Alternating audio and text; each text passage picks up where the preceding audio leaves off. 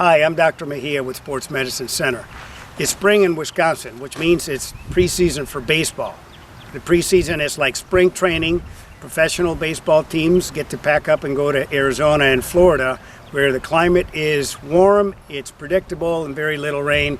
We get to stay in Wisconsin. Now, Wisconsin presents a lot of challenges. It's cold this time of the year, it's rainy a lot of the times, and damp and kind of unpredictable. So the grip and feel of the baseball is not the same. Your muscles, joints, and ligaments take longer to acclimate and reach their full potential, their full elasticity and response. So it takes longer to warm up on cold days like this, but it also takes a lot of energy to stay warm.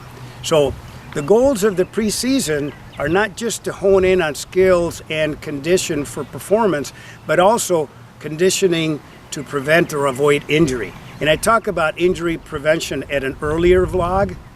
The bottom line is that the preseason sets the stage for the rest of the season. Now, warming up is very important in all seasons for sports, but particularly in colder weather in this type of climate. It's easy not to take it seriously because it can be tedious and boring, but it is essential in preparation for competition. And we're not just talking about 5 minutes right before practice or a game. It should be done with good purpose. I like to recommend to coaches to learn the difference between dynamic and static stretching. Dynamic stretching has a lot of benefits, and there's a lot of information online that we don't have time to get into. I encourage you to look at the information. Dynamic is ballistic, it takes momentum, and static stretching is more in one direction. Dynamic stretching helps with the warm-up process. Remember, also, stretching should be done once your body is warm. Now, once you are warm, it's important to stay warm because it's easy to cool off. An example is a player that warms up with the team and then sits in the dugout and doesn't come into the game until the second or third inning. He's already cold.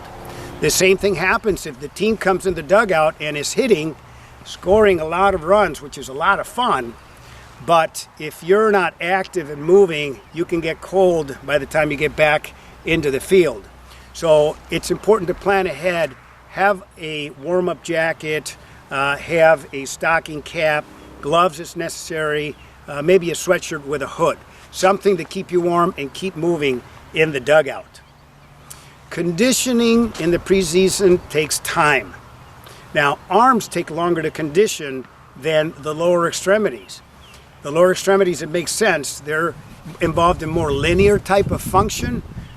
Baseball introduces different forces to the arm. They're more rotational, so there's torque and there's a lot of torsion to the arm. So it's no surprise that upper extremity injuries are more common than serious lower extremity injuries.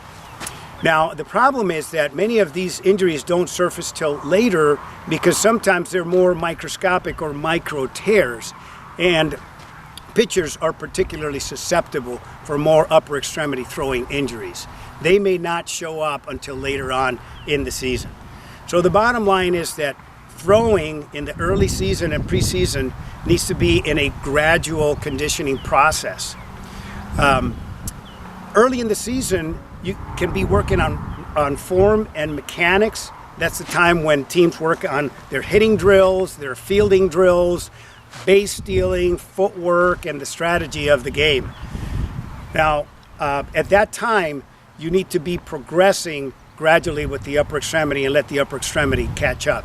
The irony is that to condition for throwing requires throwing. The problem is progressing too fast or volume too fast. So by progression, we're talking about increasing distance and effort. By volume, we're talking about number of throws. You can make a mistake and going too fast. I've seen many teams on the first practice of the season throwing way across the field, and that can set up for problems later on. Most leagues and organizations have established a pitch count, and the pitch counts are to protect pitchers from throwing injuries. They establish a limit on the number of throws, depending on age, but also on number of rest days between pitching days. So I recommend using a lower pitch count early in the season or on cold days, and moving up to mid-season form later on as the arms get more conditioned. Professional baseball pitchers in developmental leagues like minor leagues are frequently in a pitch count in order to protect their arms. There's a fine line between reaching optimal conditioning and going too far. And that varies between individuals, but also by age. The bottom line is that we have really little time in Wisconsin to prepare for the season by the time that the fields are dry enough to practice, and tryouts are right around the corner, and before you know it, the season begins. So it puts a lot of pressure, not only on players, but also on coaches.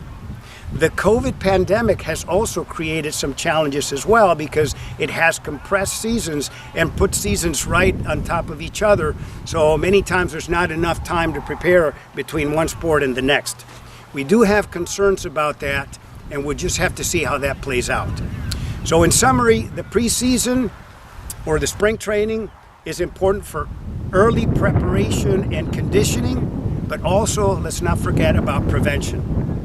My hope is that these tips will be helpful to prevent problems down the road, and that they'll pay off. So I want to wish you good luck and wish you success this season.